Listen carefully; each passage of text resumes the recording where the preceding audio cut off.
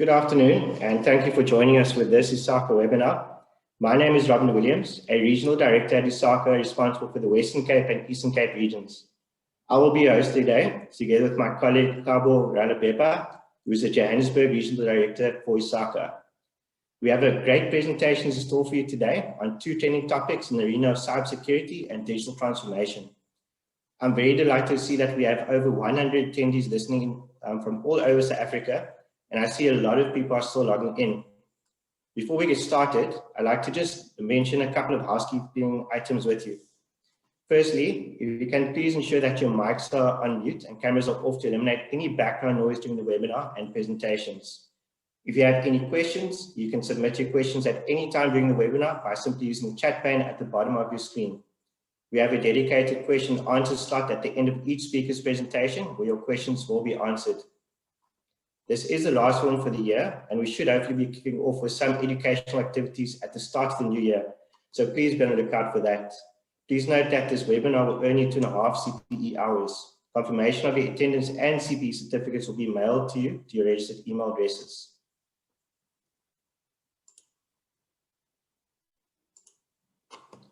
We have a CISA exam review workshop scheduled for the 19th to the 21st of November 2020.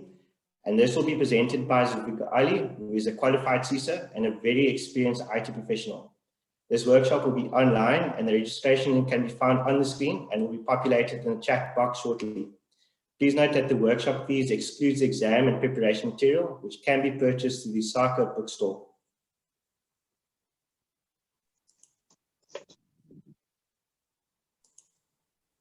It's that time of the year again when memberships need to be renewed. If you'd like to make a group or corporate payment or need assistance with paying for your renewals in South African rands, reach out to our office by emailing info@isaca.org.za. As most of you are aware, ISACA has developed two new designations called the Information Systems Audit Professional and the Information Security Management Professional, also known as ISAP and ISMS, respectively. To qualify for these designations, you need to be in possession of a relevant qualification with a minimum NQF level rating of 6, have 5 years proven information systems audit or information security management, and be in possession of a CISA or CISM certification. For more details regarding acceptance criteria for these designations, you can refer to the ISACA policy on the professional designations, which can be found in the ISACA Engage website. If you do qualify for any of the designations that I mentioned, please download the forms from the ISACA Engage website, or feel free to contact the head office or email sakwa@isaca.org.za for further assistance. We also want to wish one of our very own directors at ISACA, Dr. and Professor Cameron Modisani, who made history in South Africa to be the first African under the age of 35 to be conferred with a PhD in the field of accountancy. Professor Modisani made news last week with this achievement and was interviewed by ENCA this past Sunday.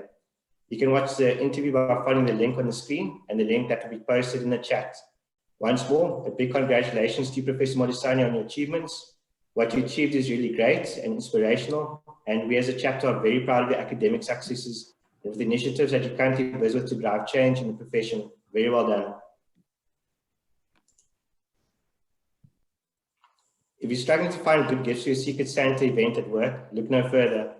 ISACA South Africa is selling ISACA branded items on our online store, which ranges from mugs, branded jackets, wireless mouses, and pen sets, just to mention a few items.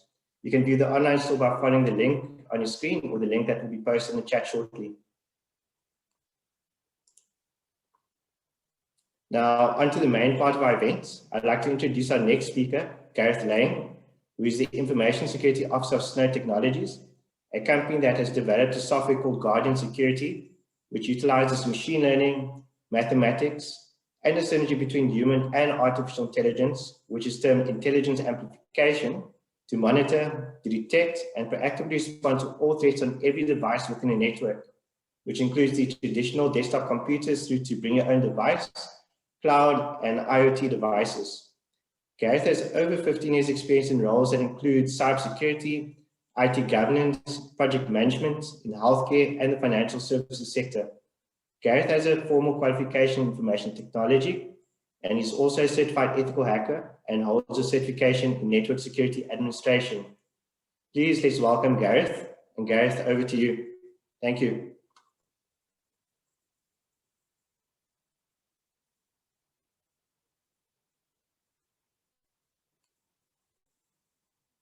Gareth, you're on mute. Fantastic. Thank you very much. Just a quick check, Robin, audio coming through okay? Can you hear it? Oh, fantastic.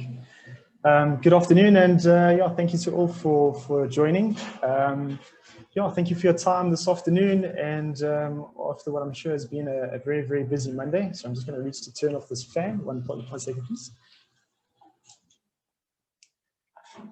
Yeah, thank you for joining in and listening to the talks this afternoon. Additional thanks to the hosts. Your support through the process and extra assistance in getting to this point has been an absolute pleasure. And yeah, thank you from my side. It's been greatly appreciated. As introduced, my name is Gareth Lang, currently the Information Security Officer at Snode Technologies. We've been working in the security capacity for over 15 years through a diverse set of industries. My background is started in IT engineering through support, administration, architecture, and then through to current. I'm known as the guy who, when you walk into any room, you'll find me at the whiteboard, standing pen in hand, ready to start articulating concepts on any whiteboard in the room. What I do is deliver my passion through cybersecurity. You know, how I do it is I solve problems, and you know why I choose to participate in this game of cyber is because of my innate drive to want to help. My journey with cyber is far from complete, and I have so many more questions myself. With that, I also like to take extra opportunity just to thank the contacts and representatives from the cybersecurity IM groups, the socials, the work colleagues, industry peers who've responded to all questions that I've asked in the past and always been so open and willing to share information with myself. We really do have an elite set of skills, you know, local to us, and to you, I thank you. Today, I'd like to share some insights into cybersecurity. I'd like to present this over a bit of a journey from contextual through to detailed information.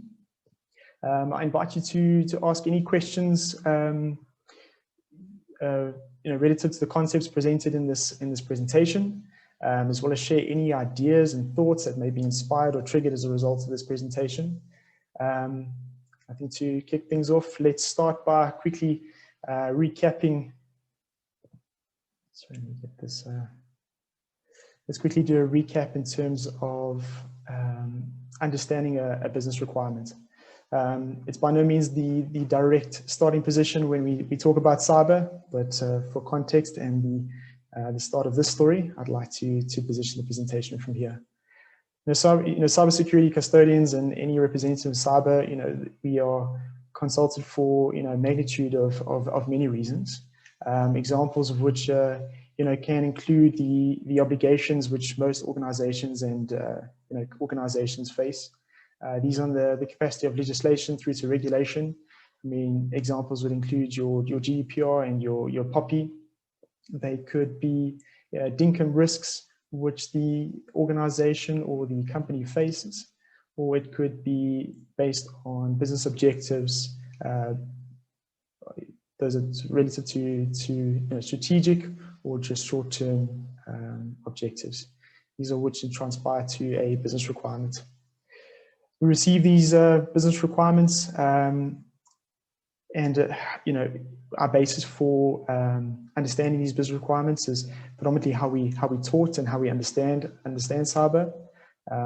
You know, through our many learnings and articulations of learnings, we taught about, you know, these agents. We taught about these threat actors who give rise to these many different types of threats. You know, we're informed and taught based on the vulnerabilities that exist within, you know, hardwares and softwares, and unfortunately through these vulnerabilities that would lead to risk for an organization. These risks which go on to cause damage to the critical to prominent assets within the organization. They would then lead to exposure. And it's unfortunate as a result of these, exposures that negative consequences are faced for the organization. However, they can be mitigated to an acceptable risk level, or treated entirely safeguarded by applying countermeasures. The industry itself is quite complex. There's a few moving parts. This slide basically represents my current understanding, and again using my basis for learning in this capacity, as well as from the very many questions asked to others in the capacity. Articulated a taxonomy from which I draw my conclusion. I predominantly use as my basis for working in the industry and responding to these new business requirements. Again, just very, very high level for now as we work our way contextually down to the very many concepts in cyber. We find ourselves at the cyber landscape, whether we refer to it as the threat landscape or the attack surface. Again, this is by no means my design. I've completed a version of myself, but recognition does go out to a gentleman with the name of Adrian from Managed Sentinel, a great representation of a landscape depicting the security controls. So we're very much accustomed and aware in terms of the response to cyber and how we use the combination of security controls, whether in the admin capacity, the technical capacity, or the physical capacity, to respond to business requirements. Those can be from enabling functionality back to business. It could be from the capacity of responding to a risk as well. Multitude of standards and frameworks that we can draw to at least get us to this point, as we've worked our way contextually from the concepts within cyber to this landscape here. As we begin to obviously respond to the requests from business, what we eventually realize is the quantity of security controls start populating across this landscape. What was very much how businesses would previously operate, having these dedicated centralized data centers, combination of decentralized data centers as well, to very much new assets coming into the workforce, which is changing the landscape that we work in. Up until the beginning of this year, we it set our sights on the concept of moving to cloud. I suppose the comment being made around COVID being one of the catalysts to driving the initiatives towards further cloud adoption. The landscape itself is, in terms of the security controls, has a high availability and presence of security. These are seeing more and more over the years as it goes by. Some markets that we've come to see of late in terms of growing demand, everything from from DNS. We've seen a 64% increase in DNS security controls across this landscape. We've seen a new adoption around the typical managed security or managed service provider through to a managed security service provider, as much as a 15% take there. Organizations trending to spend more on personnel in this capacity. So I suppose less on the hardware and software to support these capacities over the last 2 years, which is about an 8% difference. But really looking to move these sort of capacities more to the the third-party supplied services or landscape.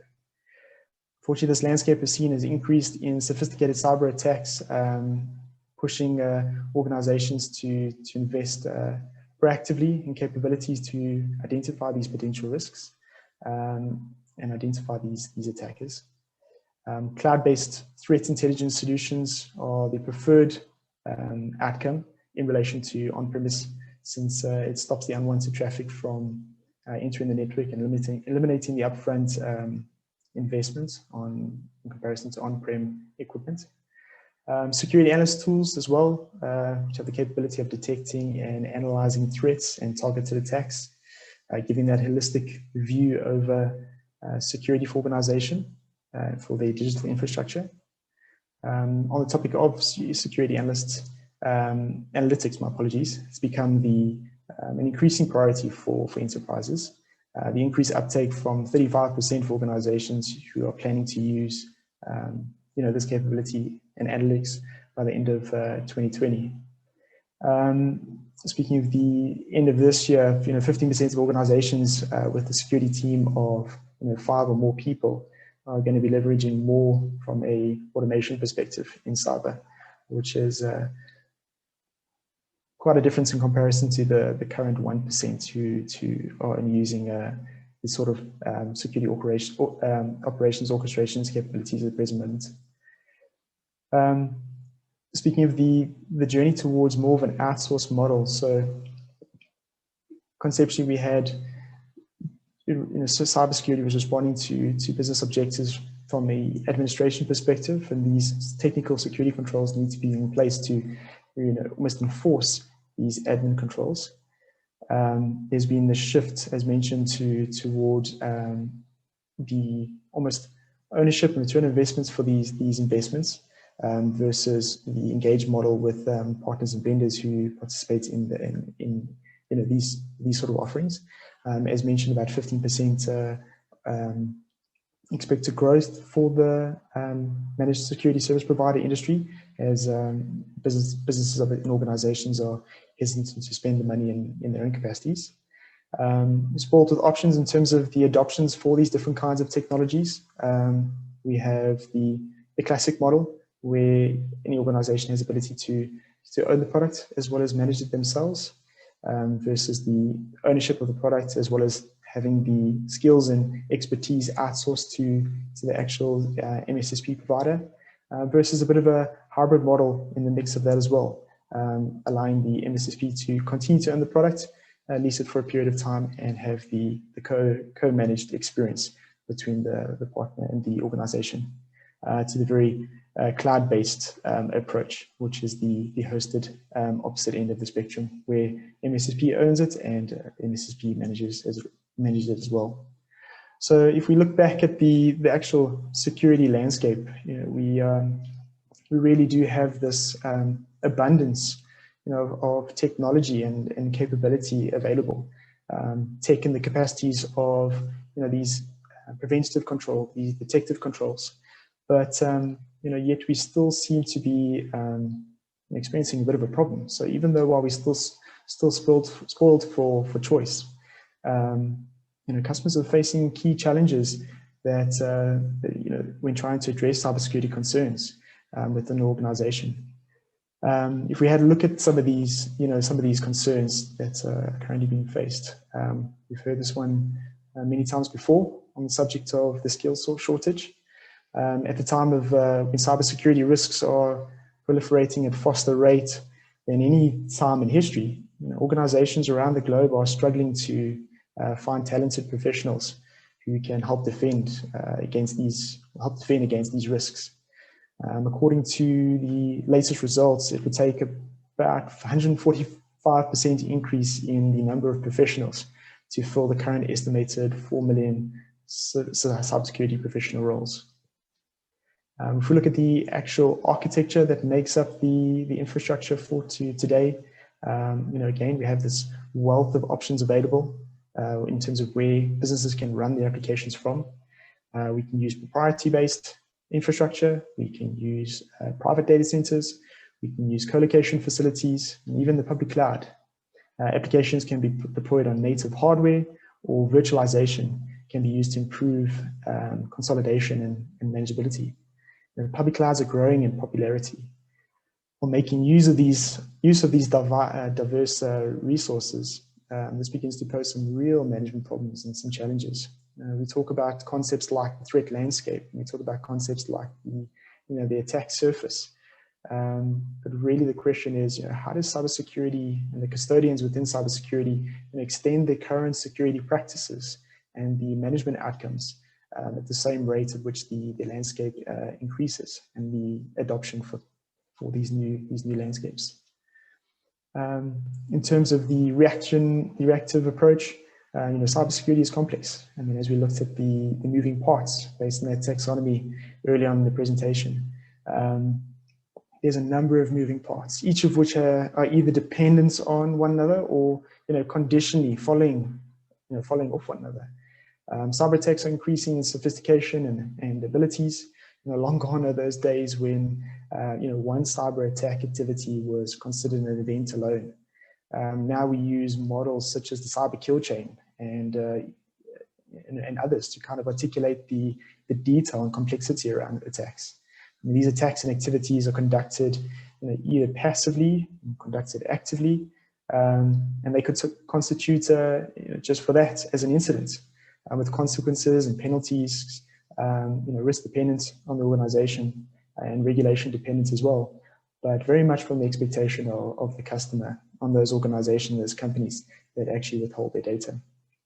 We can't afford to continue to be reactive. Budget constraints, does cost to do business, and even so more now than ever. The list of security requirements are growing in proportion to all this list of technical controls that are required to respond. And attempting to meet every technical requirement needs to be planned strategically. In terms of mechanized attacks, as mentioned, the complexity around cyber itself is just growing in sophistication. Our ability to respond is really challenging our current tool sets and our current approach to be in a capacity to respond to the attacks. In response to just that alone, it is our inability to respond as well. Again, all the moving parts, being able to account for every moving part, it's just growing in numbers. Not only is the attack for that moment in time, but now we're looking at weeks, months, years that we need to account for data, retain the data, measure the data in order to adequately respond. The practices that are involved in terms of responding as well, and the detailed actions that need to be taken per team are growing in terms of responsibility and quantity. Now, up until this point, and again, if we go back to just the slide here for a moment, specifically as cyber is responding to what would be the 1, 2, 3 in industries, industrial revelation, it's been predominantly around information, and it's been our ability to share information. How we as security professionals and security custodians taken our position in relation to responding to those business requirements has been around the the information assurance of the, sorry, just wasn't too sure of this question here for a second, sorry. And it's been our response our responsibility to maintain the information assurance for information within this ecosystem. The confidentiality of the assets within the environment, maintaining the integrity of the data regardless of the state within the landscape, and enabling the continuous availability to the right resources that need at that moment in time has been our response to this. As we look to take up our new standpoint, as the landscapes have changed and as the world has changed, we are living in this world now at the moment of the concept of the Internet of Things. We're looking at new things like artificial intelligence, the concept of 3D printing and automated drones. This is the new landscape. This is the new business model that we are engaged in. And really what that means is it's our response to the increasing demand. How we use data specifically is the new relationship we take up with the machines themselves. Machines will have the ability to respond and operate at speeds and intervals far quicker than any human being can operate. And it really is around how we plan on using data going forward. I hope some of these concepts and information shared has been insightful. I'd love to continue to chat with most on these concepts, and I invite you to ask any questions, and please contact me at any time to chat about this more. This is, as mentioned, a deep passion of mine, and by no means end of my journey in terms of understanding and contributing back to the cyber capacity. And on that note, like to invite any questions and any thoughts that we can perhaps deliberate over.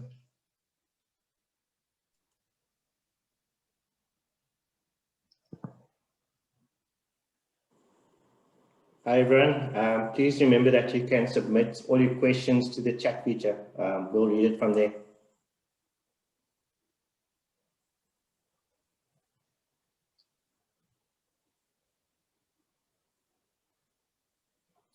Gareth, maybe just to get the questions started, Sure. just questions, from the top of my mind is, how has remote working impacted organization security? Good question. I think from a technology perspective, again, the industry has not been short in terms of the tech available to respond. What it has meant of late is definitely an increased uptake in terms of the quantity of remote workforce. We've seen great response from many many organizations, many professionals, many partners in terms of that enablement around the remote workforce. What it has done is augmented the current landscape that we do reside within and we participate in, and it have to contribute in terms of keeping safe and secure. Perfect. I see some questions coming through as well through the chat box. So a question is, if I have a CISA certification, does it mean I am a cybersecurity specialist? Okay, good question. I hope I invite you on the same journey I'm on, and the capacity and the cyber space is definitely rich with representatives who really have information to share and are willing to share information. Willing to share information. And I invite you to definitely identify and find out, and I'm happy to share some from my capacity as well, groups that are ongoing to join up and participate in. It is just it's a question of information. I must share from the different knowledge bases. We do cover the breadth of cyber, conceptually very different. And again, it's obviously our collective participation in this capacity that's really going to enable us to take that step forward in terms of owning the cyberspace. So yeah, it's a difficult one to answer. There's every time you do reference the body of knowledge for the cyber capacity, there is always that additional cyber qualification that differentiates the more intermediate to advanced. I do know a quantity of representatives who do hold the CISA certification, and definitely from their experience as well as their knowledge, they do participate in this game of cyber exceptionally well. So I do acknowledge the cert. Okay, and from another question from the chat from Andy's Vessels, he says, "Hi Gareth, great presentation. I've been working with InfoSec since 1999. I find it quite fascinating that the challenges are still the same, especially skill shortage, budget, reactive approach, inability to respond. Why do you think that is the case?" Oh, brilliant. Okay. Sure. Let me just to collect my thoughts for a second. So I concur. It definitely is. It is the case. I think it's a combination of the demand. I think the industry is coming up with some great concepts and some great solutions in terms of being able to educate and train the quantity of professionals. We're seeing an augmentation in terms of the way technology is built, from the way technology would predominantly be the black screen with the white writing or green writing to which is predominantly CLI based, to perhaps more of a graphical user interface. So the adoption of the technology and the learnings is that much quicker. And we've seen it across the spectrum from Cisco to Fortinet to they're all kind of contributing to the same. What we do see is the professionals that are joining this space are really enjoying the cybersecurity capacity. And I mean, that's also promising. So as much as the new professionals are coming to the market space or coming to the career space, they are remaining and they are staying, and that's extremely promising. It is a case of, and again, just to add to that, I think the more and more demand that's placed on businesses from an obligations perspective is equally increasing the demand for cyber. And so, proportionally, as more professionals join the industry, so we are unfortunately spread as well. Thank you. I got a question from Nathan. Asked that the South African Office of the Chief Justice recently had a data breach. The trend of the Chief Office of Justice, Armscor, Telkom, etc. Do you believe that there's a threat to our sovereign security from a well-organized adversary? Thank you, Nathan. I appreciate the question. Let me just quickly collect the thoughts there again. My apologies.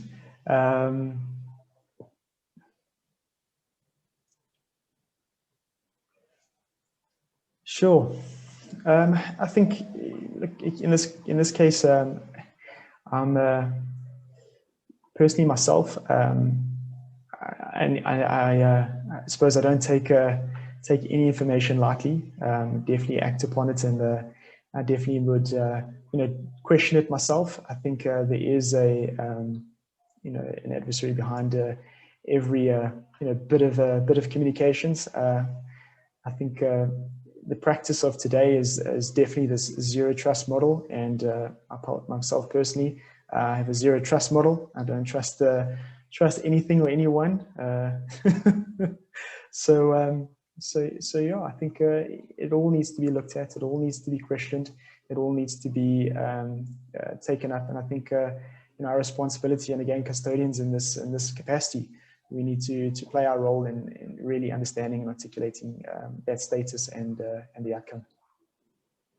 Perfect. Kgabo asked something that's currently pending. So she asked, Gareth, in terms of Zoom security breach, what do you think they could have done to prevent it? Correct. I think with all technologies, I'm reminded of a 1990s video when I was really passionate about the concepts of ethical hacking. There was a comment made from quite a well-known representative in the cyber capacity, and he had commented on, if we really wanted to fix the problem, we would have.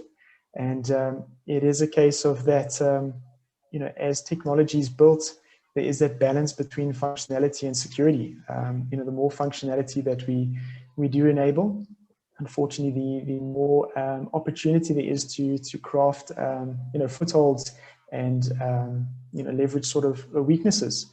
In turn, if we stop and wait and allow for security to be fully enforced, then we do seem to take that functionality away. So we've got a couple of models that articulate the same. So it's definitely a case of balance between security and functionality.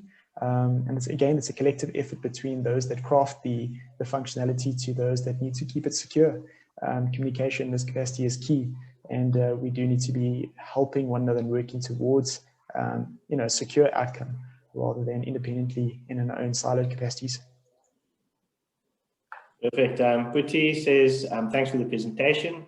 Where the MSSP model is such that the ownership and management sits with the service provider, how do we ensure that the service provider meets expected level of service? What oversight mechanisms do you suggest? Are SLAs effective in this sort of model?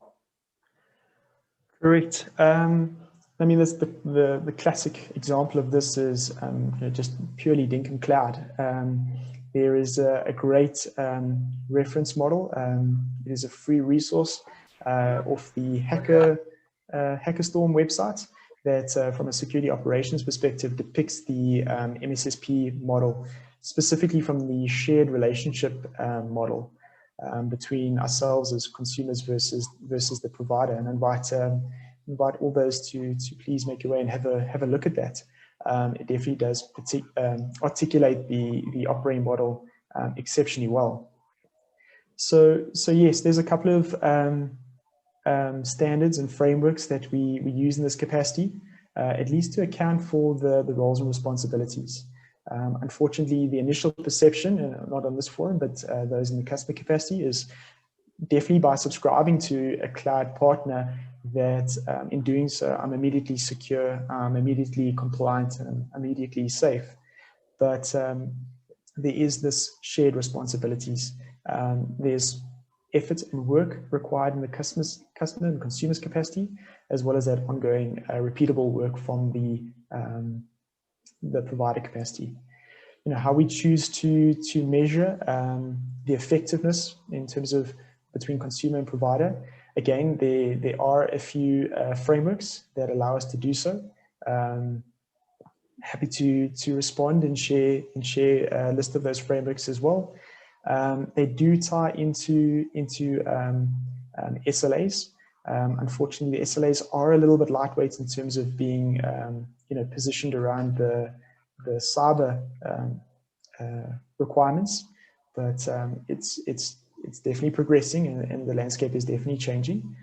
So yeah, I'd invite you to reference those additional frameworks and models for now to account for the compliance around those MSSPs.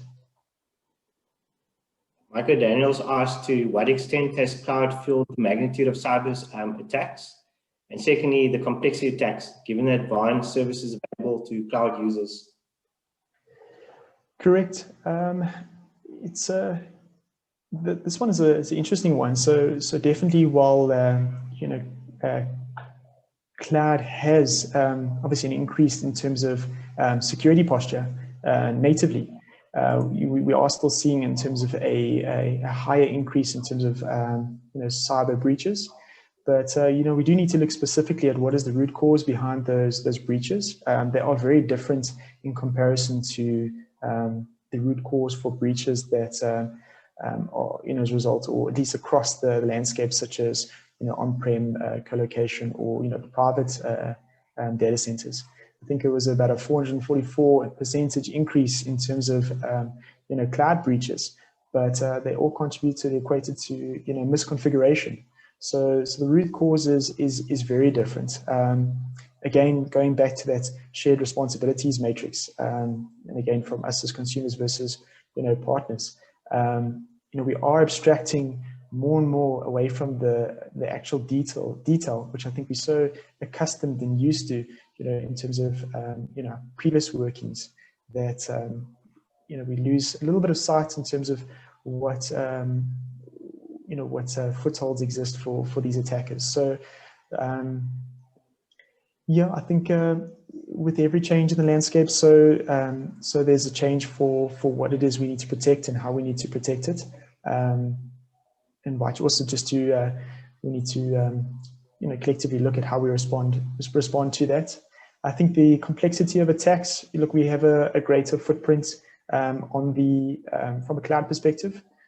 So I think this concept of security around time, it's not a concept, it's not the idea of if I'll be hacked, it's or compromised, it's when, and it's really that cloud is increased in terms of availability to to the attack surface, so hence more of the greater demand in terms of being able to correctly keep it safe and keep it secure. Jim, I hope I've answered that question correctly. Okay, then Michelle Taylor says one area which is always a topic of discussion at board level is to advise on return on investment for security spend and then allocate the key performance indicators. In your experience, which indicators other than no breaches would indicate a sound security infrastructure?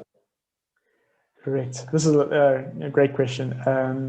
Sorry, they've all been great questions, but this is actually a topic for myself at the present moment. Definitely looking at new means and ways to, I suppose, articulate the effectiveness of cyber. We again just going back to that model shared earlier in the presentation around cybersecurity concepts and what we practice against. In this capacity specifically is risk management. We've got two engagement models or two methods to account for cyber. We use that quantitative versus qualitative. The very high, medium, and low in the qualitative capacity. The same in this. Have we experienced a breach? Have we not experienced a breach? High, medium, and low. It's great to report that times are very much changing, and we are able to start working with more qualitative metrics. Technology, in terms of the cohesiveness between tech in the cyberspace, we are seeing a greater uptake in terms of integrations as well as ingestions. So we really can use this data to our advantage to change our relationship with that the likelihood. It's not a case of again if or maybe or high or low, but we can actually use quantitative metric values to report back and respond. So I think a couple of examples would include being in a position or capacity to actually articulate what is a risk from a perspective of quantity of authorized versus unauthorized change controls. Being able to pull that through to your reporting would, from a quantitative value perspective, will be hugely advantage. This could be articulated to maybe even from an exposure perspective. So if you articulated the total quantity of changes to a given perimeter device, those that have been approved versus not approved, could be used for reports back to the board, and definitely then enable the senior representatives to take up their desired roles in response to cyber, and that's really at organizational risk and at infrastructure risk. Okay, Arlene says, great talk, Gareth. Thank you. I attended the cybercrime seminar last week. Are there any studies to correlate cybersecurity with cybercrime, and in South Africa specifically? For example, do cybersecurity controls relate to a decrease in cybercrime within a certain context, organization, or country? Sure.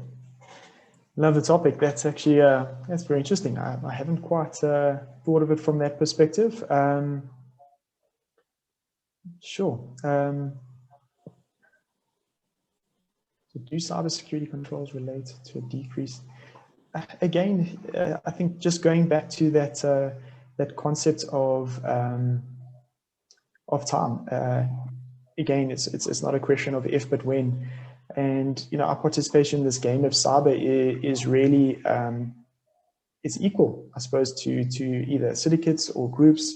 Like ourselves, unfortunately, we do have this resource cost time model that we work against, and so do the syndicates, and so do the groups. Cybercrime costs money as well. These are established businesses themselves, and they do exhaust their own resources in terms of trying to conduct their untoward business. So as we respond to equally to the attacks by reducing our attack surface, removing any footholds, and responding to cyber, so in turn do we have a direct impact on where the attacks are conducted from and who they conducted against. Great. Then we have a question from Quantanai. It says, what is the best way of dealing with cybersecurity without compromising on legislative requirements as well as the user experience? Wow, okay, great. Again, and I think this is where, from a contextual perspective, again, toward the end of the presentation, I did just want to just table it and open it for discussion. These are the puzzle pieces and the moving parts which definitely do influence this game of cyber that we do play. They're all relative, and they do have a direct impact on where we respond. And this is the challenge. So again, with reference to the certification earlier on, where we can do more from a cyber perspective is accounting for the relationships between these different bodies of knowledge. just comparing the security requirements across the different stacks, such as legislation to regulation, what that requirement would then mean in terms of the practice of cybersecurity, and again what that would mean in terms of the response to cybersecurity.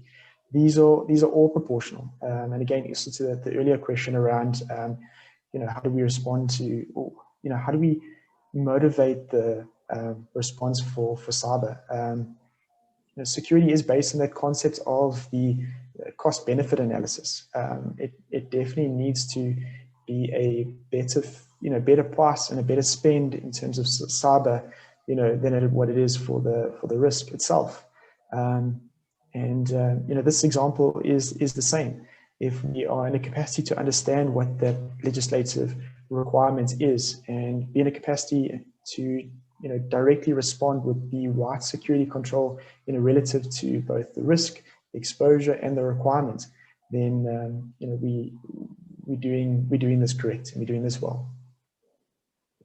Perfect. And then the very last item that came through in the chat, it's more of a statement than a question. Rowan, thank you, Gareth.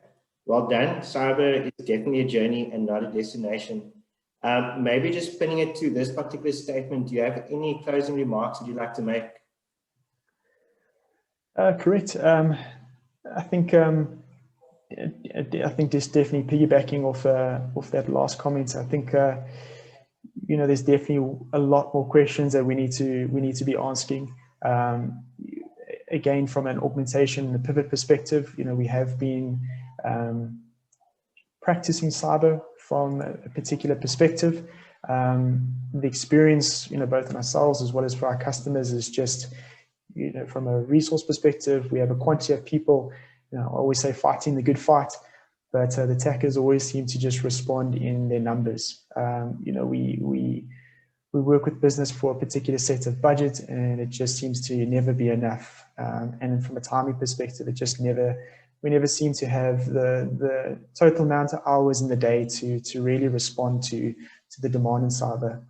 So it is definitely the case that we need to, from ourselves, change the way in which we operate in this game of cyber, and how we take up a response. We definitely don't need to be doing it head on. I think the attackers themselves, as mentioned, using the resources, their tooling, and their skills, we don't need to be responding directly one for one. It definitely will take a change in our attack plan in reverse, which is going to really put us in the capacity to take that greater step forward, and really be in a capacity to beat this game. Thank you very much. Gareth, thank you so much for taking the time to present at our webinar. Thank you for providing insights and experience into this world of cybersecurity. I'll be handing over now to Kgabo, who is our CISA Johannesburg Regional Director, to introduce you to our next speaker. Over to you, Kgabo.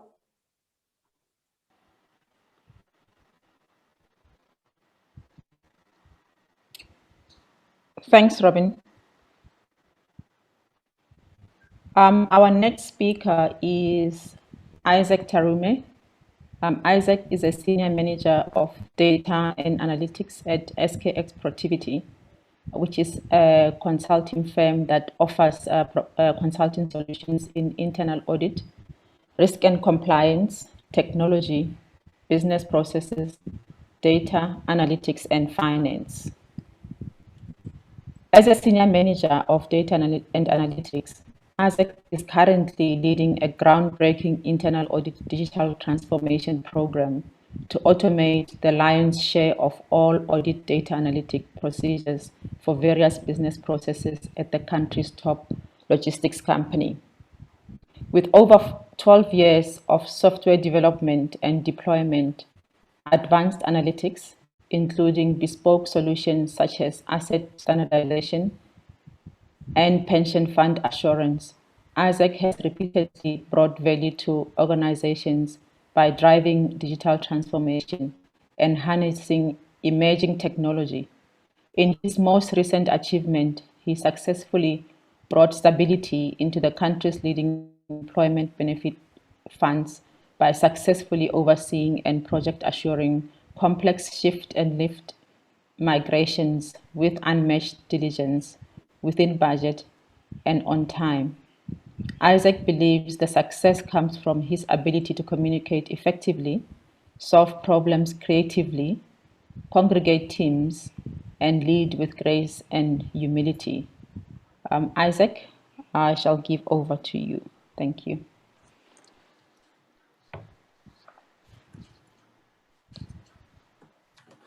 Good afternoon, everyone, and thank you, Kgabo, for the beautiful introduction.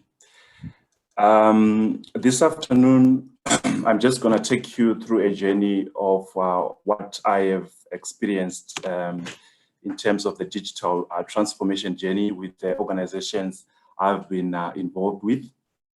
And the way I've structured this talk, it's really meant for advisory and assurance. As Kgabo said, that's the space that I've been involved in.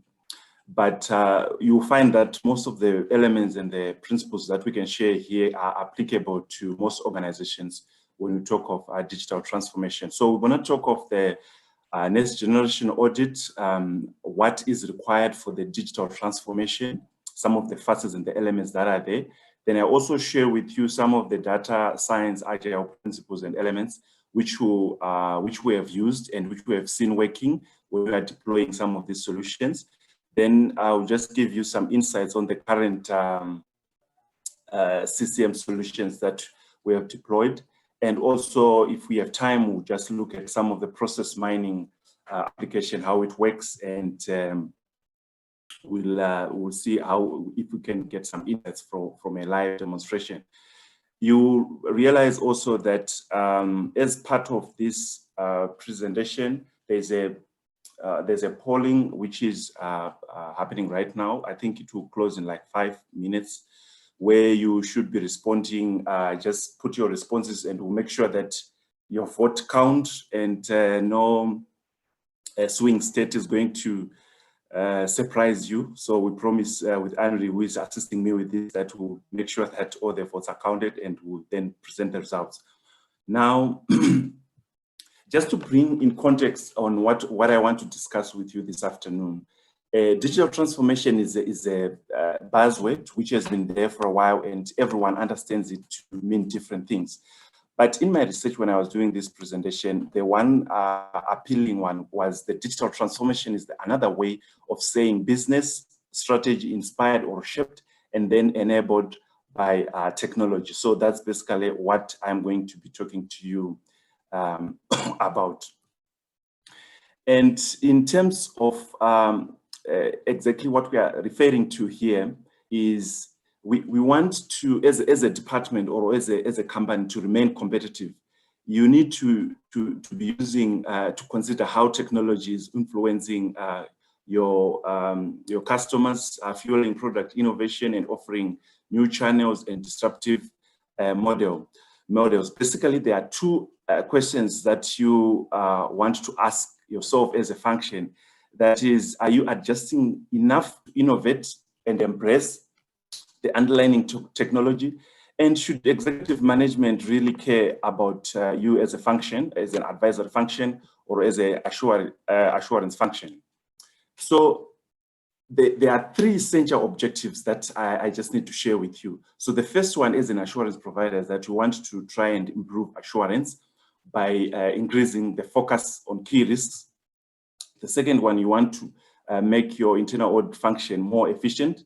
And the third one, you want to, as a function, to also provide more valuable and more timely insights from audit activities. I'm just going to skip the survey for now. Once we have the results, then we'll come back to the survey.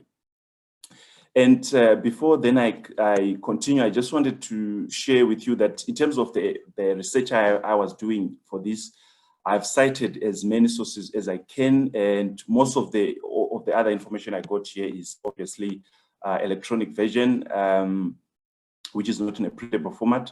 But if you come across any other citations or links which you feel that they are not cited properly, please let me know, then I'll update on the next version of this paper. Okay, so let's jump directly into it. On the next generation audits So what, in terms of coming up with a transformation agenda for an audit function or an assurance function, there is basically a holistic approach here at SKS Protiviti that we use when we are looking at this. The first one, the foundation that you need to look at is to have a governance. So by governance, we are just talking of strategic vision, organizational structure, and resource management for the function itself. So for your transformational function to work properly, you must obviously have the underlying governance in place. Then the next thing we talk about is the methodology. So the methodology just deals with how the transformation, and it includes the board, the rules, the procedures that will guide the functions to operate from risk assessment to execution and reporting. Then the final one, which is I think what most of us, we are sort of interested in, or we think about when we talk about digital transformation, is the actual tools of the digital age. So here we are talking about process mining, we are talking about advanced analytics, robotic process automation, machine learning, and artificial intelligence, and together with the data that will fuel this technology. So in terms of what I just wanted to leave you with for this afternoon is this diagram here. So what we have here is basically the holistic approach to digital transformation.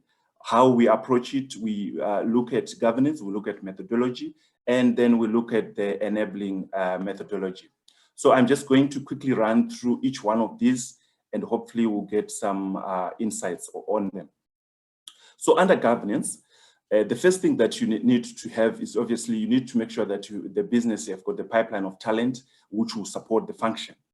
And the second thing which we need to have is also have weekly sharing sessions with our colleagues where we are actually just looking at the function of the transformation to objective and sharing the emerging technology. What we do at Protiviti as well is that every week we have these sessions where we discuss about emerging technology and see how we can then implement and introduce them to our main services. And also in terms of the digital projects which the specific organizations are bringing in, what we are saying is that as the assurance provider, we should be getting a seat, if not a leading seat, in these projects, as we are providing them with the direction and assurance. What we normally do in project assurance, we can still do that in this digital age. And I will share you some of the insights how we have approached that later in the presentation. And then under methodology, the first point there is to adopt an agile method, which is going to deliver more valuable insights and deliver them faster. Then the second point is to deploy specialized agile pods. I will deliberate more on the agile pods, how you do that when you're setting up a solution like a CCM, how we have achieved maximum benefit by having an agile approach rather than a traditional waterfall one. And then also automated real-time reporting areas involving large amounts of data. So you can then use such algorithms like your natural language processing to say, for example, you could comparing different clauses of a contract, of a customer relationship contract, and benchmarking them against the specific standards. So this will allow you obviously to rely less on the manual, but do things in an automatic manner. And then the final part on the methodology is that with continuous control monitoring, what you're able to do is to have dashboards which can provide more frequent update or near real-time updates in specific processes. Like, for example, in your critical processes like your human resource management or procure to pay or even order to cash, you could run specific dashboards that will specifically point you to areas where there is high risk. Then under emerging technology, this is where once we have set up the governance, once we have put through the methodology, you can then embed on top of it the emerging technology, which would then allow you to bring more value to this. I think this is the most exciting part, where we are saying before you actually put the technology, we are saying you need to make sure that your technology I mean, before you put the technology, you need to make sure that the process is in place. So this talks directly to what we were talking about earlier around the strategy and communicating what you're trying to do to the responsible stakeholders and the sponsor. Because what is the purpose of implementing a system if no one is going to use it? So you need to be very careful before you just jump to adopt this, that you put the necessary platforms and in place which will support that. Now, the other technology that you can then introduce is process mining. So basically, process mining is when using machine learning to extract data from the IT system of an organization, and then they will chart for you or map for you how a specific process actually happens. And I will demonstrate more on this in the next slides. Then also what you want to do is to delegate some of the tedious time-consuming tasks to robotics. So what we are saying here is that some of the manual tasks like your manual reconciliations and testing even ITGCs, you could probably automate them using RPA bots.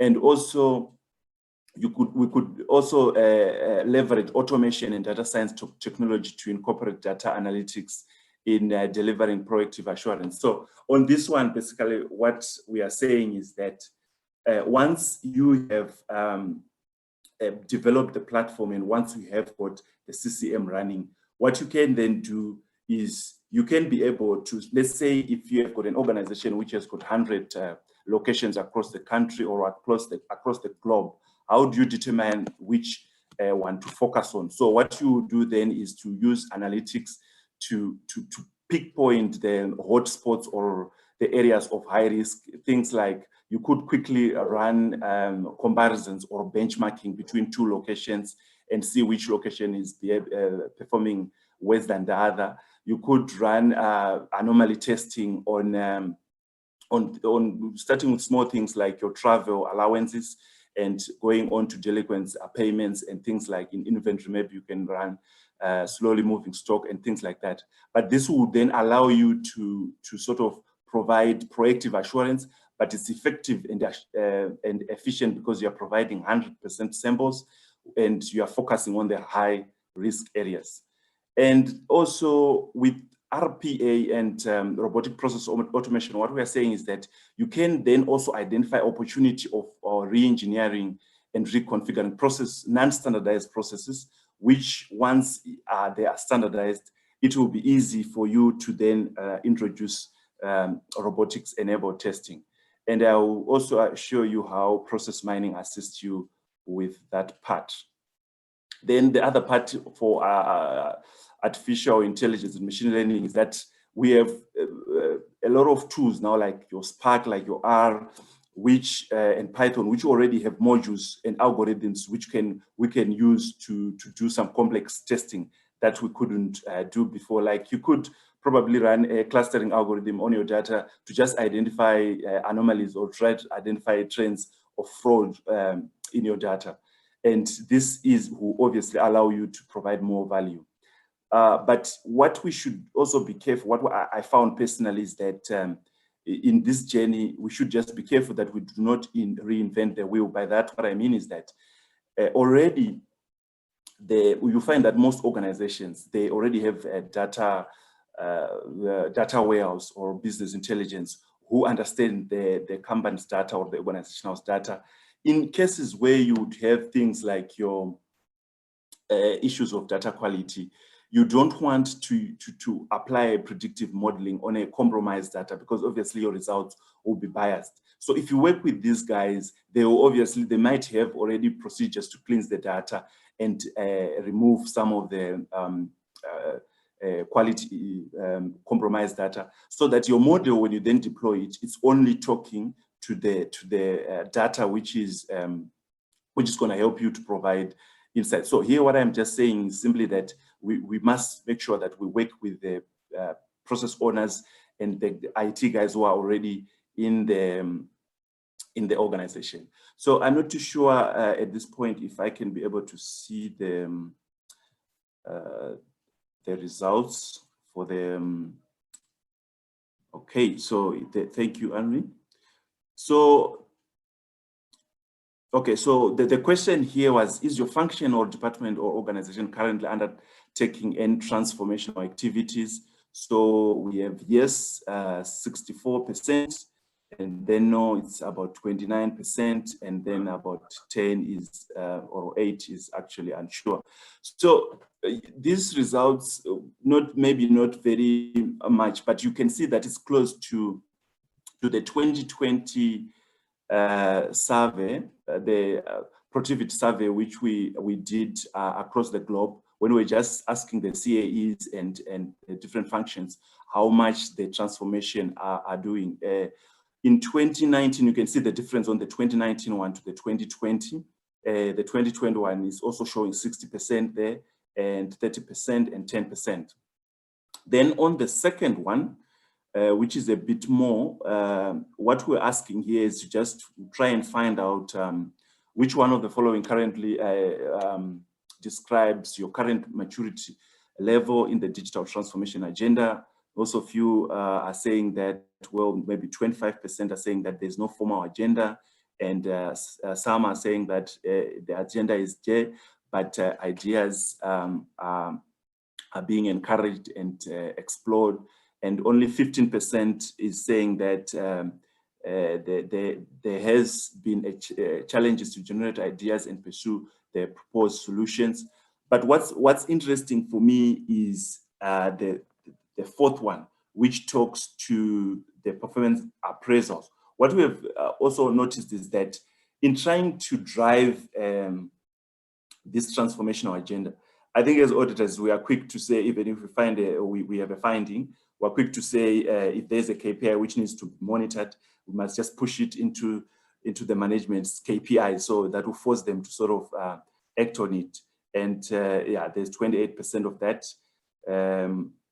which is almost similar to what we have when we did the survey, the global surveys Protiviti. And also the final part is the the innovation is defined as a core value for the function, with the appreciation and focus on continuous reinventing, and also 16%. So the survey that we did as Protiviti is also just showing here, and it's almost interesting that it's equal to what you guys have here. So that was something I just needed to share with you quickly. I'm just going to continue with the rest of the presentation. I need to quickly play a video for you here. Just let me know if you can hear the sound.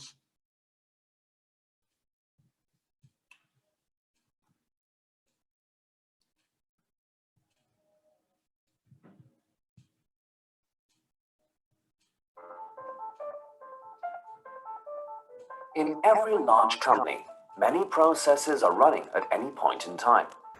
Today, they are managed with the help of IT systems, and every process leaves its digital footprints within the system.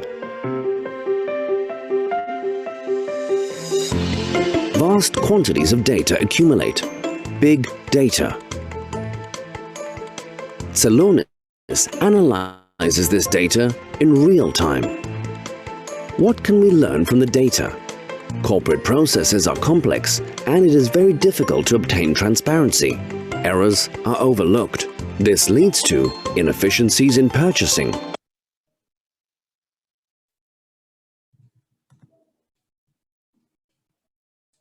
All right, cool. So let me just reshare. Sorry, let me just reshare again so that everyone can see the video.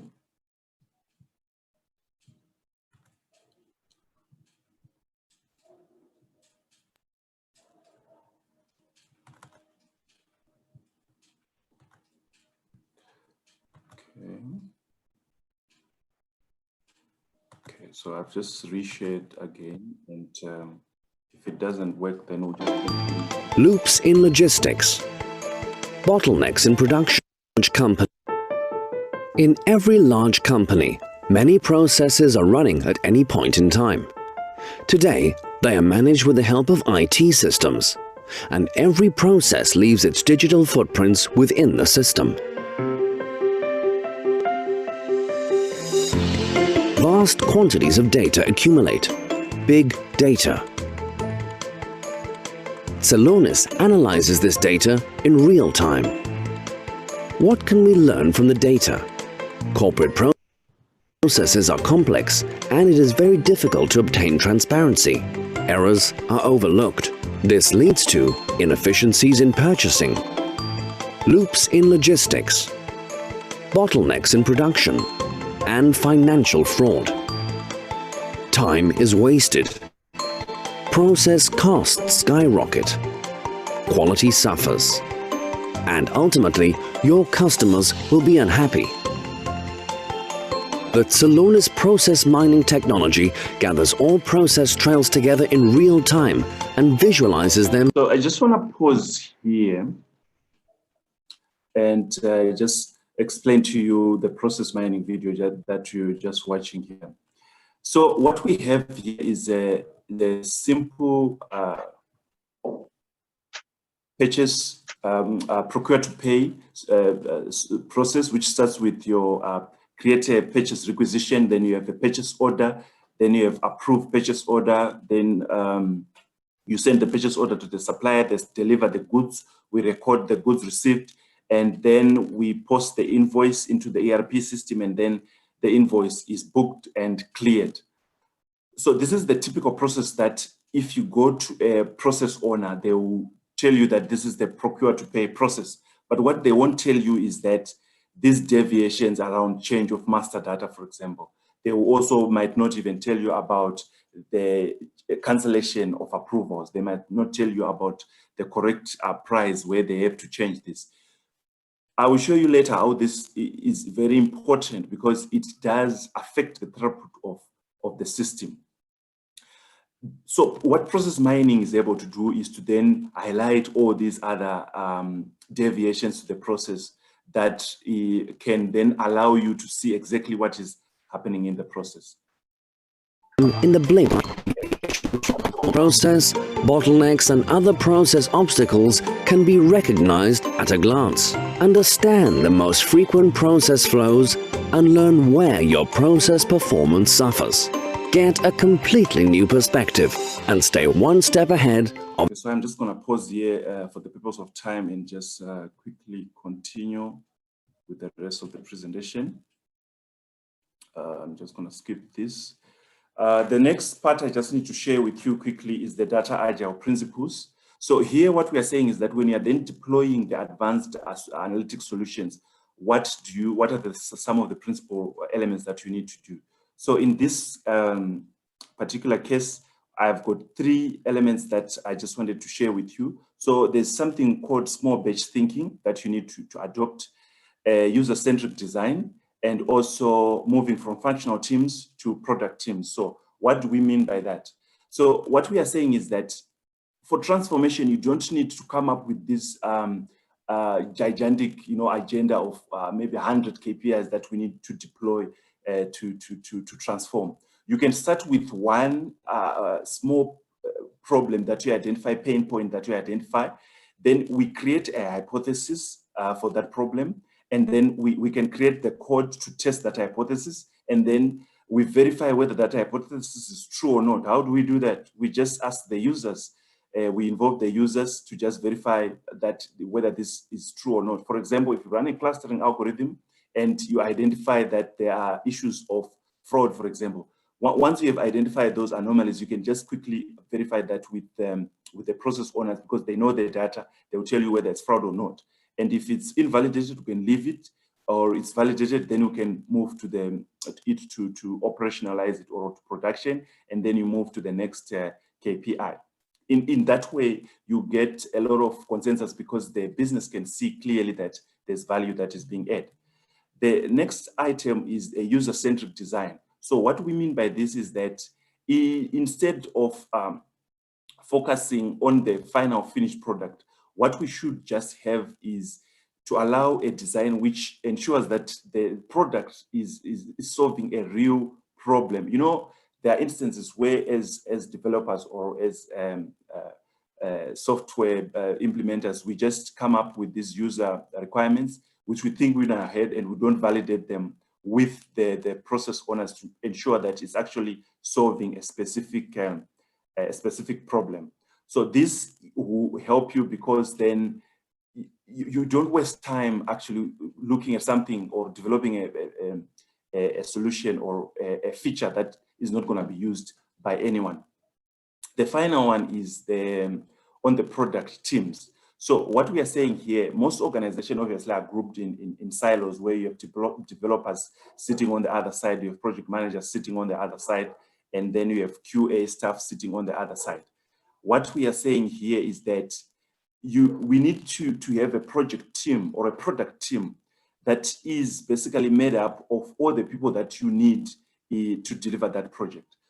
So we need to focus on the end-to-end process of delivering quality of a data quality solution, and all the roles that are needed to put that product together. We put them in one team, and we dedicate them to that project full time. And also all the decisions that are need to be made in terms of deciding on features and schedules, we make sure that all those decisions sit with this group of people. So you see that, for example, if you are designing, like, let's say, a mobile payments solution, there are just, or a mortgage application or a bill payment, there are just 3 questions that you would want to ask. The first one is that this thing that we are developing, this product or this KPI, will the users like this? Then that's the design. Development just answers the question whether we have actually the technology to do this. Can we do this? And the final is whether this will help business. The other people, like your testers and architects and DBAs, can then come as support structures to this.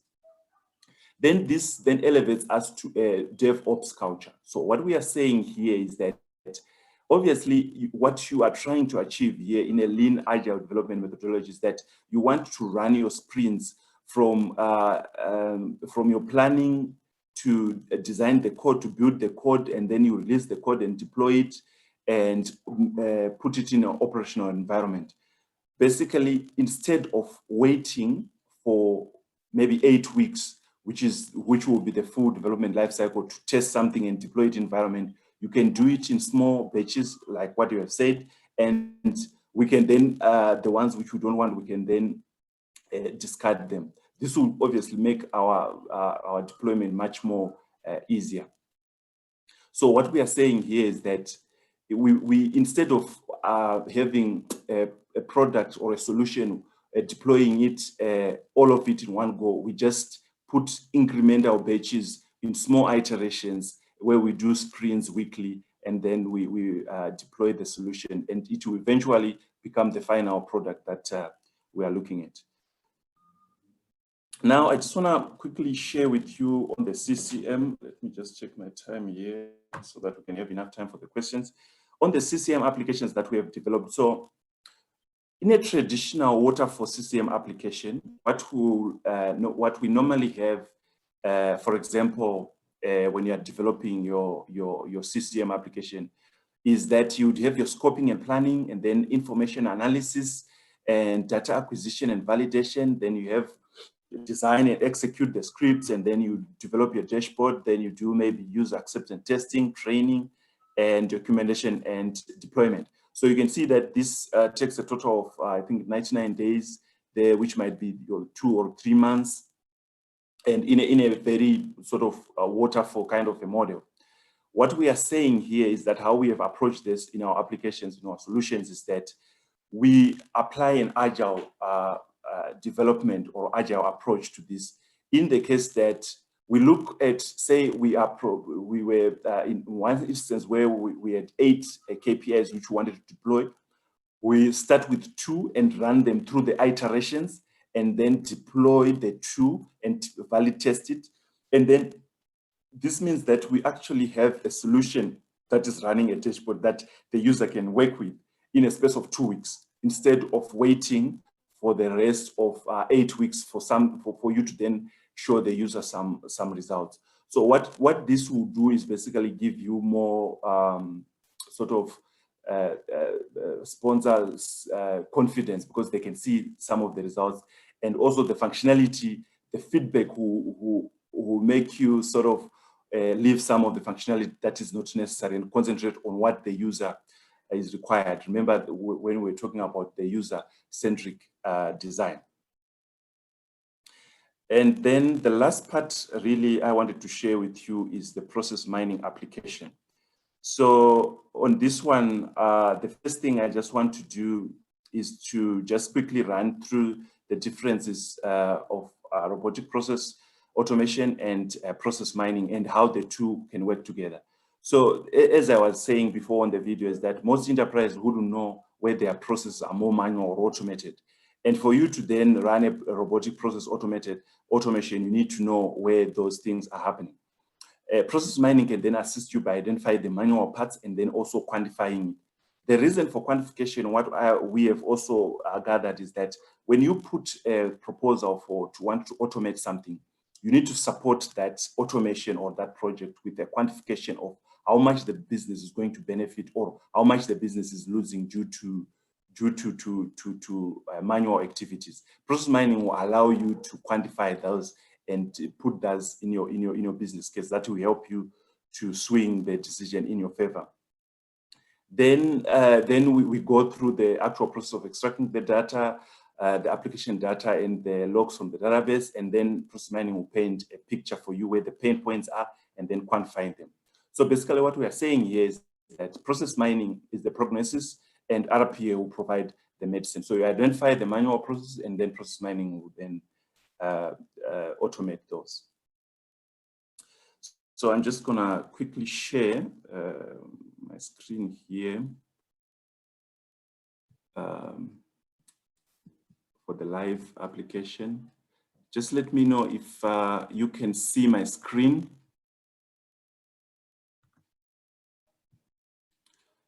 Can I just get a confirmation if you guys can see the screen?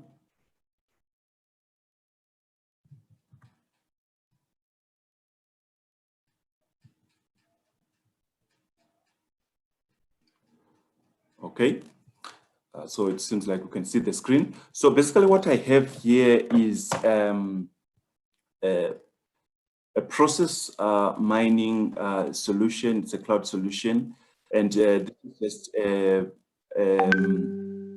tool that we at Protiviti are using for process mining. So what we have here is a purchase to pay analysis. It's a normal procure to pay analysis of a hypothetical company in this case. So what the tool does here, it gives you the standard process. So in this case, we are saying that we have an organization which has got 1.12 million order items, and the total net value is 2.16 billion. But what I am showing you right now is just 38% of the cases.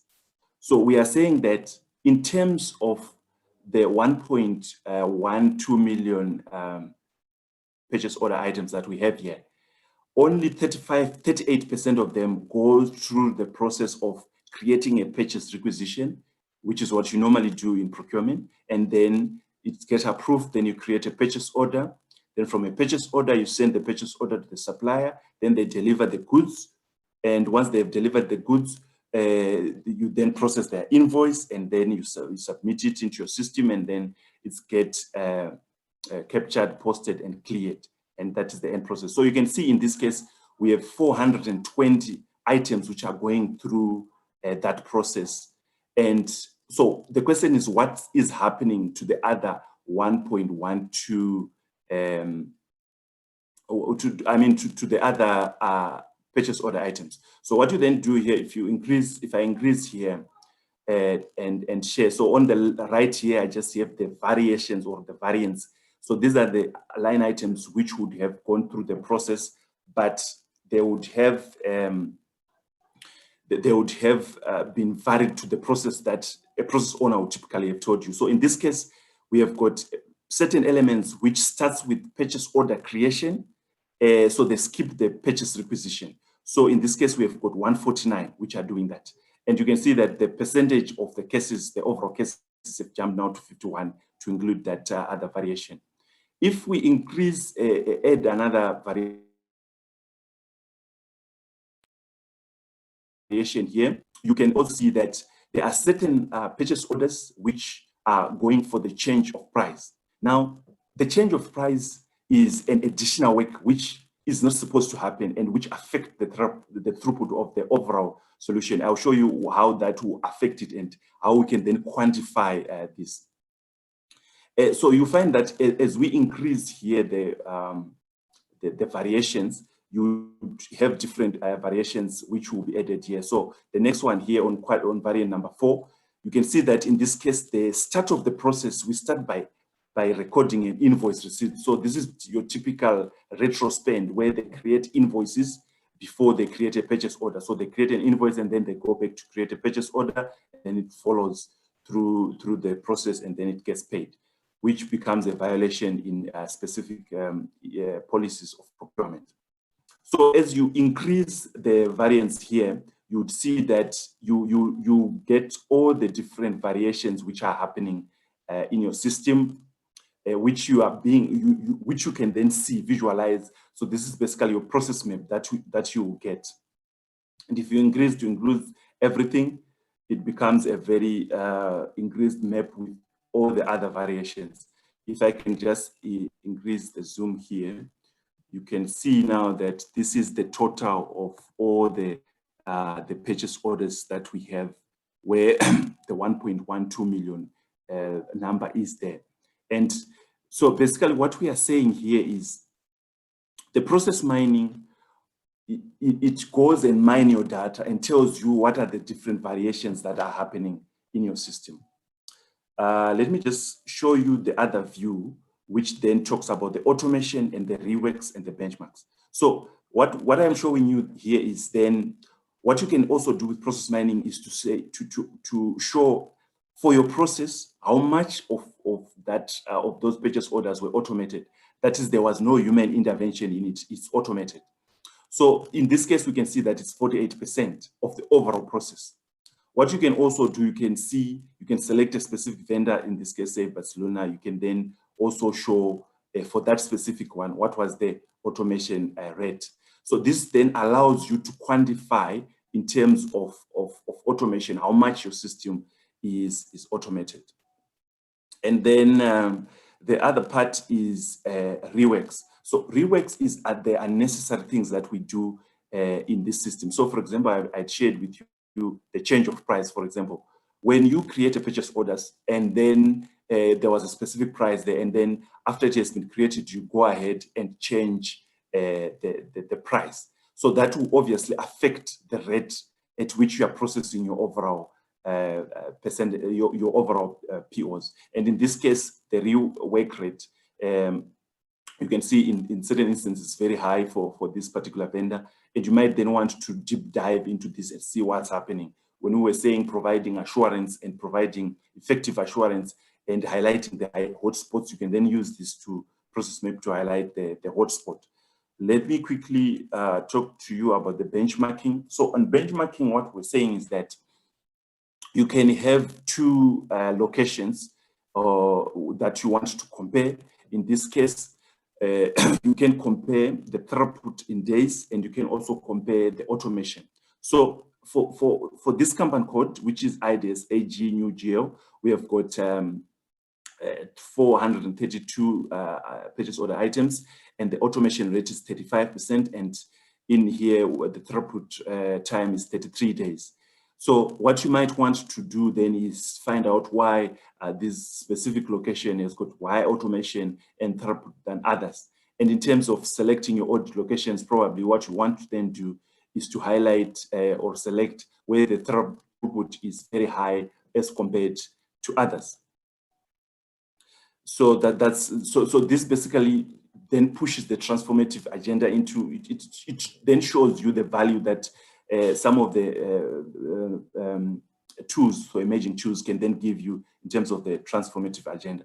The last part I just want to quickly share with U is the conformance overview.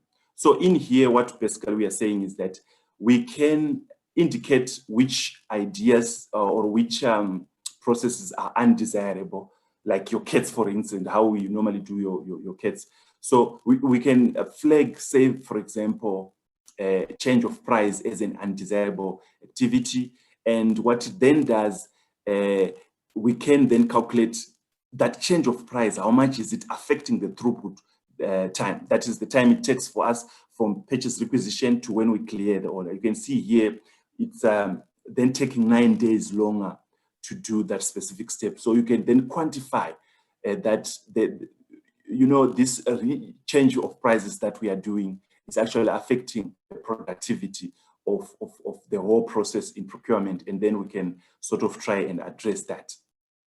And we have various other violations that are indicated here, which will definitely, which we can then also check and see how they are affecting. So, things like your release purchase order is taking 5 days longer. Change of currency is taking 4 days longer. So it's just adding to your throughput. So in this case, what you are able to do, you are able to quantify exactly how much this deviation are costing your overall system, which would then mean that when you are then providing your assurance, you are able to exactly pinpoint where issues are. And there's a lot more that that process mining can do. But for the purpose of this discussion, I thought I would just share these few, and then I'll open the discussion for questions. So this is basically what has been my journey in terms of what we have done so far and how we have applied it. So as I think the previous speaker, Gareth, said, I think it's more of a journey than a destination. And with the new tools that are emerging and the new trends that are coming, would definitely, I think the future is it's looking very bright, and we'll be happy to definitely have more insights and see how this can help us and our organization in the transformative agenda. So in conclusion, I just wanted to say, I think the issue of transformation, the issue of robots, the issue of artificial intelligence is here. We just need to provide the right platforms, the right governance, the right methodology, and then we plug it on top and make sure we work with management and process owners and the existing technologies which are there. We should be able to provide some valuable insights to business. Thank you. I'm just gonna maybe invite the questions. Back to you, Chair.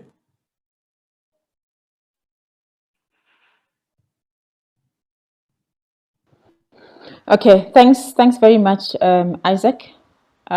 Please do pose your questions. That was very informative. I think the digital transformation is no longer a subject of the future.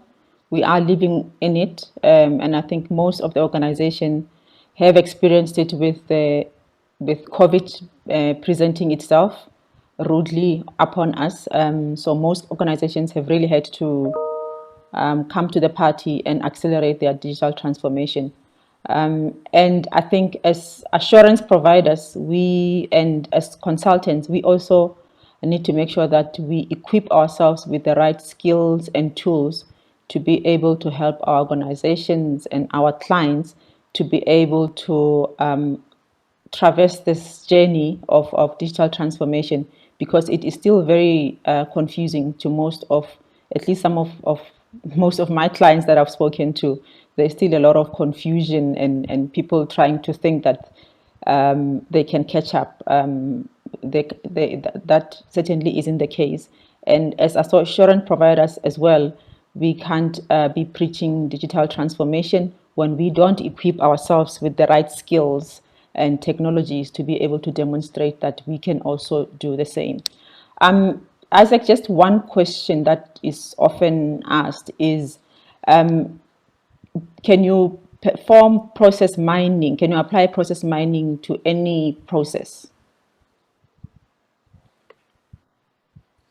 Kgabo, that's a good question there.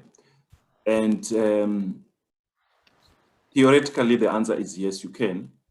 However, in practice, what we have seen is that The processes that are mature for process mining are those processes where you would have a case ID, for example, being formulated, and you'd have, I'll explain what I mean by that.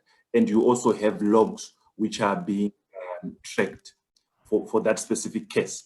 So for example, let me just continue with the example of purchasing or procurement, which I have given. So the case ID in the procurement becomes your purchase order number, right? So that will be the case. Then in terms of logs, we would want to know if the system is able to capture the time the requisition was created. And also if the ERP system is able to capture the changes that happened. Let's say there were approvals. If it's able to capture that, as the data moves from point A to point B, we still keep the track of the case ID. So you find that in cases like your procure to pay, it's easy because we have a purchase order. In instances like your order to cash, where you have an order ID, also it's easy for us to apply process mining. And also I think in your call centers where you can have a tracking number, which becomes your case ID, it's easier then to apply your process mining. So I would say that it really depends on how rich the ERP system or the IT system which is used to capture the data, how rich it is capturing that data, especially on the logs and on the case IDs. So if those requirements are there, then you should be able to run your process mining. Okay, thank you.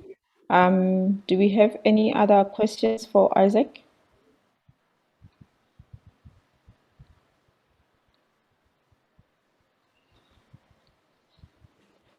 Okay, I do have a question from Kwazanai, who says, how can an organization use process mining and RPA to assist in POPIA compliance?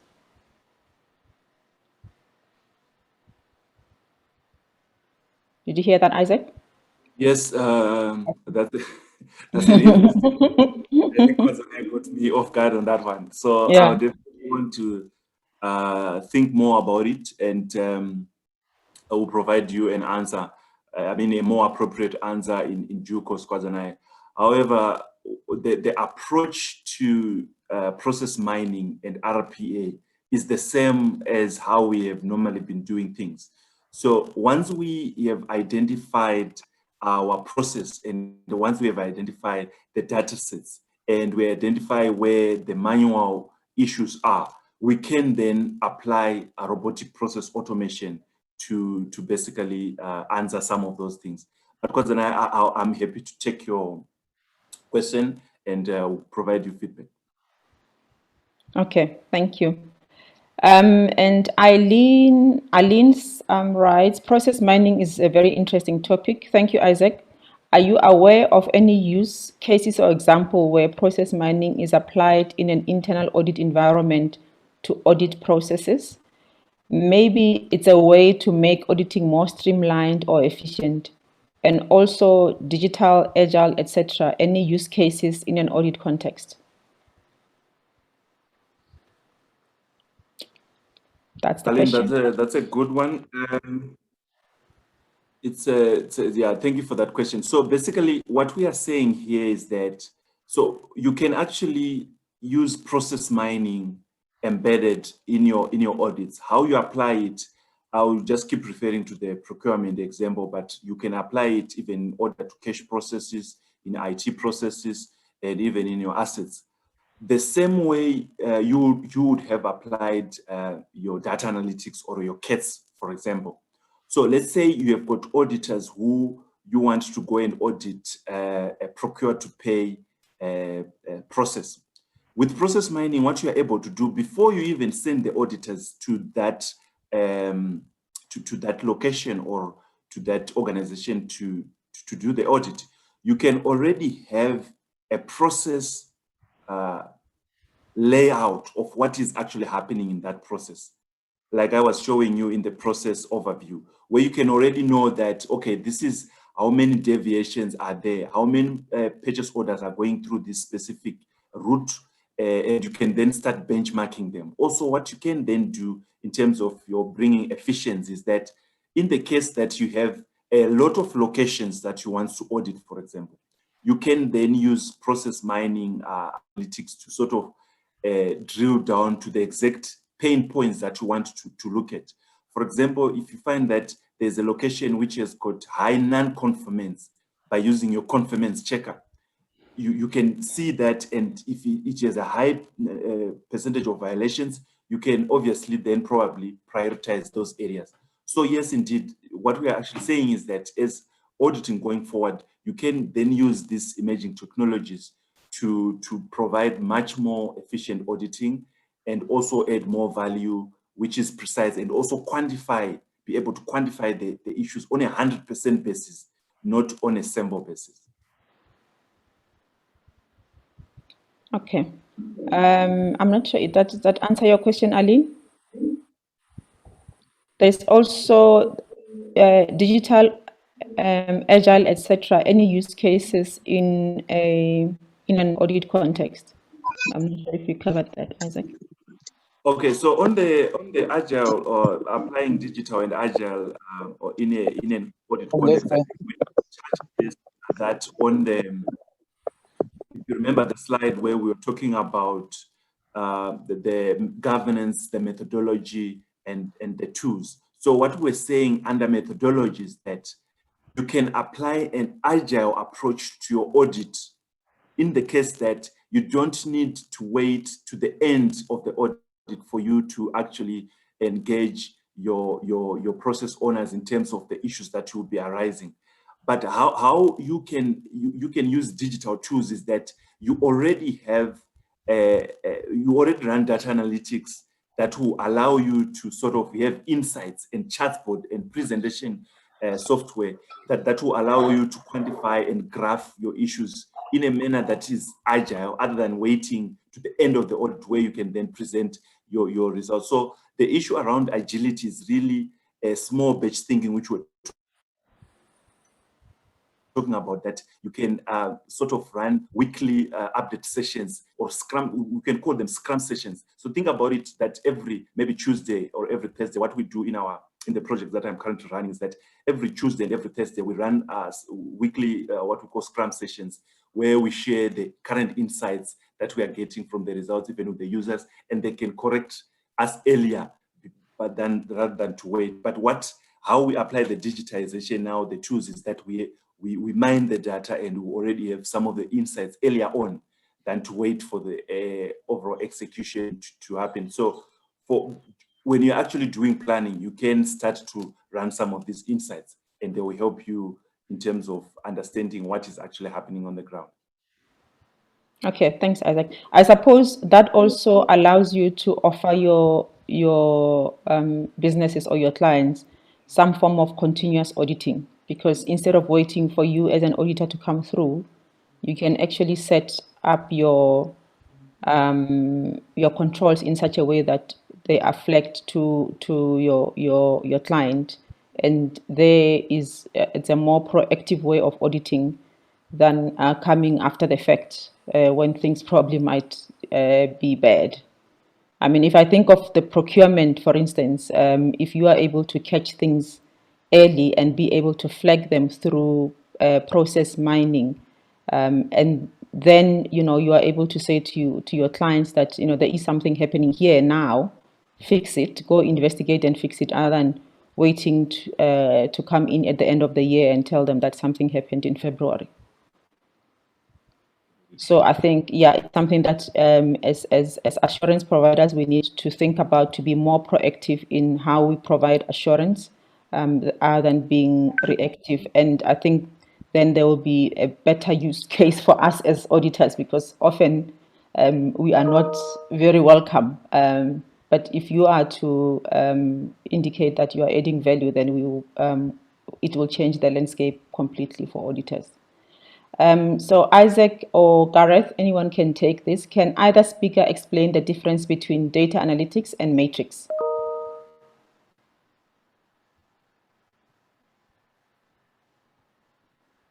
Anyone? Isaac? I don't know if Gareth is still around. I didn't get the question. The Okay, difference between data analytics and metrics, not matrix. well, I'm not too sure what we are referring to by metrics. Metrics, can we have probably a further elaboration on that? Okay. I will get to that. Let's go to the next one. We'll come back to it. Can we use the different tools to do data mining and data analytics? Okay, I'm not sure I understand that one. Can we use different tools to do data? Data mining and data analytics. Well, definitely, yes, we can use different tools, but we can augment them as well.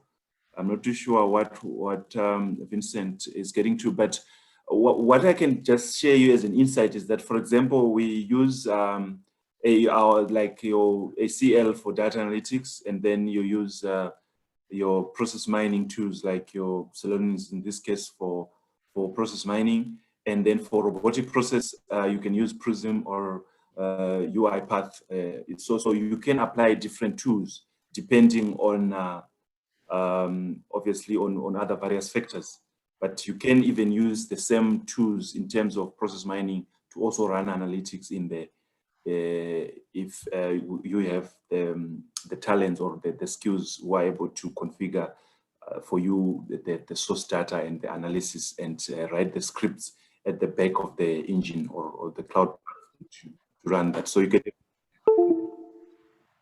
Okay, thank you. And Tabi says discovering data flow and control flow of business processes that have interaction with personal data can be useful in compliance of POPIA and GDPR. Thanks, Tabi. I think that in some part answers the question of how you can use data process mining in POPIA, and it will also apply to GDPR. Olivia Bosch says in the question relating to the difference between data analytics and matrix, for example, how would you measure activities to see how effective or efficient they are? I.e., you want to see how efficient your client, your customer is. So yeah. Just wanted to go to what was the initial question. Can we use different? Okay, no. Can we use different? Okay, what is the difference between data analytics and metrics? And with metrics, what we're talking about how you measure activities to see efficiency and effectiveness. Yeah. So in this case, I would say that for me, there are certain things that you can do with data analytics quickly, especially your kids, to test certain hypotheses. And you can also quantify effectiveness using, data analytics as well. However, what I found interesting with the introduction of process mining is that the quantification of the efficiency or effectiveness of specific processes and KPIs is much clearer, or it's much easier with process mining, because in process mining we are looking at a holistic approach, which will then sort of give you answers to how effective a specific KPI is. And there are certain other modules which are also for this tool, which I was sharing with you, which will allow you to even track how any sort of KPI or in some of the things that you would have put through, how you are able to measure them going forward. So definitely for me, data analytics, you can still be able to do it.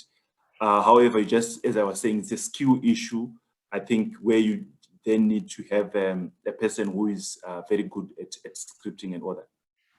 Okay, thank you. Right, so Vincent said you covered his question, and Aubrey asks, do Agile project management principles also apply to mainstream audit, just like in project management? I heard Isaac allude to Scrum principles in process mining. Yes, Aubrey. So what I was just saying is that in terms of digitization and making it a reality, you find that agility is the new term going forward. Whether you are going to be running a CCM, you are going to be deploying an advanced data analytics solution which has got machine learning, or whether you're going to be deploying a process mining solution to mine your data, or you are going to be deploying a robotic process automation. Agile methodologies and Scrum principles actually work better for you in terms of being able to realize your value quickly, and in terms of being able to test your hypothesis quicker and discarding it if it's not being supported by the results. So where I was sharing around 3 facets under the agile principles: the small batch thinking and moving from functional teams to product teams. So all those agile principles can be applied in any environment. In this case, you can even apply it to audit, as I was alluding to you, how you can do that. And you can also apply it for the digital transformation solutions that you'll be deploying. Okay, thanks, Isaac. I think we've got a couple of minutes left. So we do have a few announcements to make from ISACA South Africa. And I will delve into that. Isaac, thank you very much for your presentation. I think it was very informative and very current in terms of where we are as the profession. Really appreciate your time. And I think I'm going to go to our announcements now. So, okay.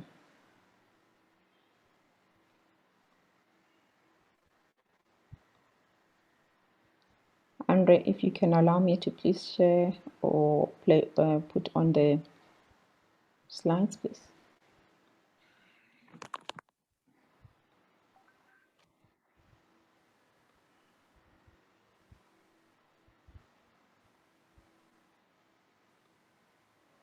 Andre, I'm not able to share. It says I'm disabled.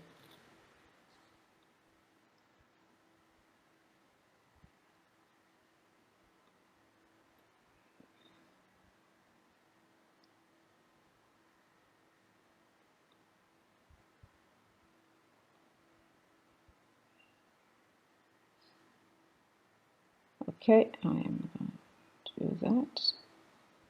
Okay.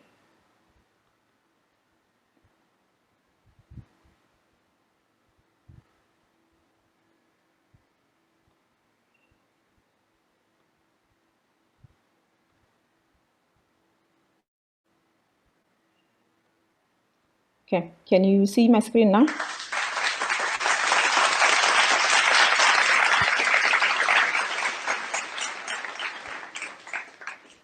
Okay, that almost brings us to the end of our webinar today. This is the last webinar for the year. And that's for 2020, not 2021. I saw in our chat you said 2021. I know we want to see 2020 gone, but I think it's okay. We can stay in 2020 for now. There are good things in the horizon towards the end of the year. We look forward to your feedback. Please do give us your feedback. Andre did post in our chat box there. If you can please give us your feedback. And also we would like to encourage you as practitioners to please, if you would like to be a presenter in our next year, to put your hand up, contact us, and we will be happy to accommodate you. So I just want to go to the upcoming chapter events. So we have our, sorry, I'll skip there. The most important event for next year would be our annual conference that we all always look forward to. We will have it in two ways. We have one that will be online from the 7th to the 8th of June 2020. And then we will have one in on site at the Empress Palace, which will be the 24th to the 25th of August in 2021. Sorry, 2020. I know we're not going to repeat it. So it's the 7th to the 8th of June for the online one, with the theme being adapting in changing times. And then we will have one from the 24th to the 25th of August in 2021 with the theme prospering in changing times. And the location will be Empress Palace in Johannesburg. Please make sure that you register for the online event. It will be 1,200 for members and 1,500 for non-members. And for the in-person conference, we will pay as low as 6,000 for members and 7,900 for non-members. It's promising to be a very interesting one. So please don't be found wanting to register to attend next year. Okay, we also are, as I've said, other than just looking for speakers for our regional events, we are also calling for speakers for the conference. So please, if you want to be a speaker, increase your visibility, submit your proposal to our offices at info@isaka.org.za. We are also looking for sponsorship in that event. As a speaker, you will receive complimentary registration to the conference, so you will not have to pay. And you will have to submit a proposal, which upon approval, then you will get to present at the conference. So please act now, as our final closing date for speakers is the 20th of March, 2021. So it will either be at any of the events. If you want to speak at both, also we are happy to engage you. We are also offering sponsorship packages. Please contact our offices and they'll give you more information about the various sponsorship packages that are available. Please don't forget to renew your membership. As you've seen, we do have nice prices for our members, so you can renew early, and by doing so, you will help us reach our 80% renewal target, which you know, as a chapter, we are always very proud of, because the more members we have, the more we are able to deliver as your board, and the more interesting events we are able to bring you. So should you need facilitation in group payments, for those of you who have a group membership, please email us at info@isaka.org.za. The membership renewals are open today. If you have not received your email, please just make sure that your details are up to date on the ISACA website, so that you can get your email for membership renewal. As we have communicated in the past, we have the designation application forms that are available. Please, we've got the link there, or email us at saka@isaka.org.za if you have any questions. Please apply today, because we are going to be closing the free applications. For now, it is free, but we are going to be closing that, I think, at the end of the year. From January, there will be an 850 Rand fee applicable if you want to apply for that designation. So please do apply.